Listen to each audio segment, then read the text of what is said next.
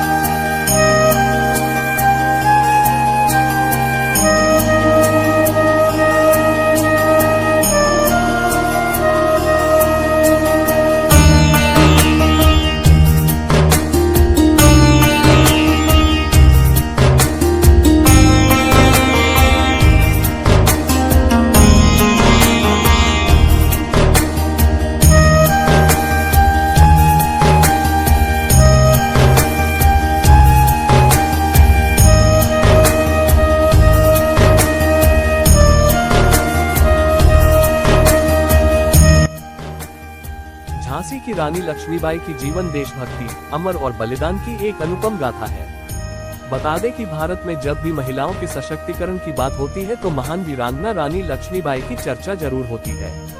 रानी लक्ष्मीबाई न सिर्फ एक महान नाम है बल्कि वह एक आदर्श है उन सभी महिलाओं के लिए जो खुद को बहादुर मानती हैं, और उनके लिए भी एक आदर्श है जो महिलाएं सोचती है कि वह महिलाएं हैं तो कुछ नहीं कर सकती।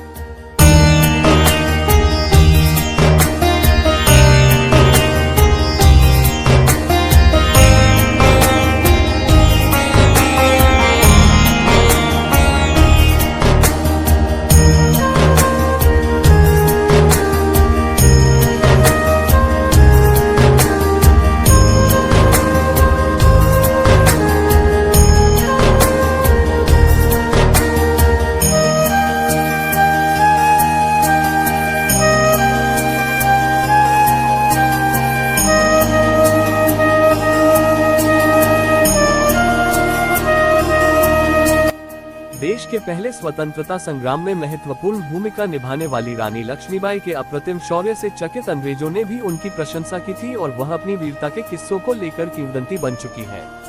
रानी लक्ष्मीबाई का जन्म 19 नवंबर 1828 को काशी के अस्सी घाट वाराणसी में हुआ था। इनके पिता का नाम मोरोपंत तांबे और माता का नाम भागीरथी बाई था। इनका बचपन का नाम मणिकर्णिका रखा गया, परंतु प्यार से मणिकर्णिका को मनु पुकारा जाता था। मनु जब मात्र 4 साल की थी तब उनकी मां का निधन हो गया। पत्नी के निधन के बाद मोरोपंत मनु को लेकर झांसी चले गए।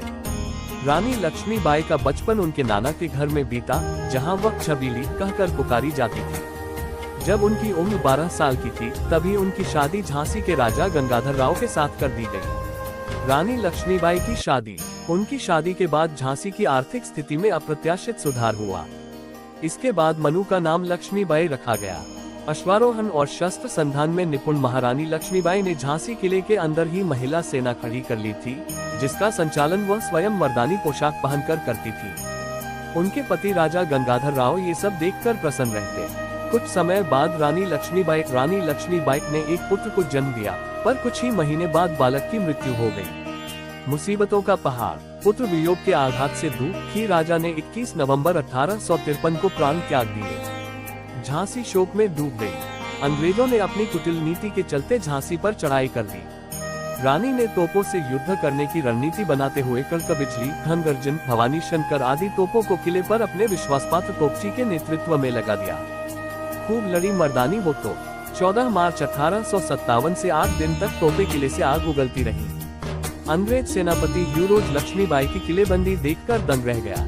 रानी रणचंडी का साक्षात रूप रखे पीठ पर दत्तक पुत्र दामोदर राव को बांधे भयंकर युद्ध करती रही। झांसी की मुट्ठी भर सेना ने रानी को सलाह दी कि वह कालपी की ओर चली जाए। झलकारी बाई और मुंदर सखियों ने भी रणभूमि में अपना खूब कौशल दिखाया। अपने विश्वसनीय 4-5 घुड़सवारों को लेकर रानी कालपी की ओर बढ़ी। अंग्रेज सैनिक रानी का पीछा करते रहे। कैप्टन वाकर ने उनका पीछा किया और उन्हें घायल कर दिया। अंतिम जंग का दृश्य। 22 मई 1857 को क्रांतिकारियों को कालपी छोड़कर ग्वालियर जाना पड़ा। 17 जून को फिर युद्ध हुआ। रानी के भयंकर प्रहारों से अंग्रेजों को पीछे हटना पड़ा। महारानी की विजय हुई, लेकिन 18 जून को व्यूरोज स्वयं युद्ध भूमि में आ डटा। रानी लक्ष्मीबाई ने दामोदर राव को रामचंद्र देशमुख को सौंप दिया। सोनरेखा नाले को रानी का घोड़ा पार नहीं कर सका। वहीं एक सैनिक ने पीछे से रानी पर तलवार से ऐसा जोरदार प्रहार किया कि उनके सिर का दाहिना भाग कट गया और आंख बाहर निकल आई। घायल होते हुए भी उन्होंने उस अंग्रेज सैनिक का काम तमाम कर दिया और फिर अपने प्राण त्याग दिए। 18 जून 1857 को बाबा गंगादास की कुटिया में जहां इस वीर महारानी ने प्राणांत किया, वहीं चिता बनाकर उनका अंतिम संस्कार किया गया। रानी लक्ष्मीबाई ने कम उम्र में ही साबित कर दिया कि वह न सिर्फ बेहतरीन सेनापति है बल्कि कुशल प्रशासक भी है। वह महिलाओं को अधिकार संपन्न बनाने की भी पक्षधर थी। उन्होंने अपनी सेना में महिलाओं की भर्ती की थी। आज कुछ लोग जो खुद को महिला सशक्तिकरण का अगुवा बताते हैं, वह भी स्त्रियों को सेना आदि में भेजने के खिलाफ है, पर इन सब के लिए रानी लक्ष्मीबाई एक उदाहरण है कि अगर महिलाएं चाहें तो कोई भी मुकाम हासिल कर सकती है। इतिहास, स्वतंत्रता, अमृत विचार, हिस्ट्री, फ्रीडम, अमृत विचार न्यूज, रानी लक्ष्मीबाई।